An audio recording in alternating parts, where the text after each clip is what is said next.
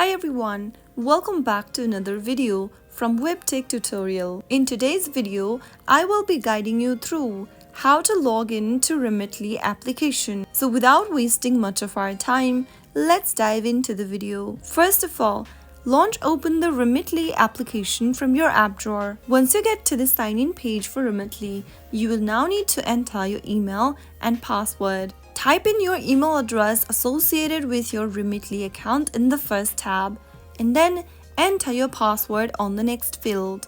If you don't remember your password, tap on Forgot Password link and follow through the prompts. To sign into your account, tap on Sign In after entering your credentials correct, and you will now be logged into Remitly. So that is how you can easily sign in or log into Remitly in a couple of minutes. If you found the video to be helpful, go ahead and give us a thumbs up. Don't forget to subscribe to our channel by hitting the subscribe button.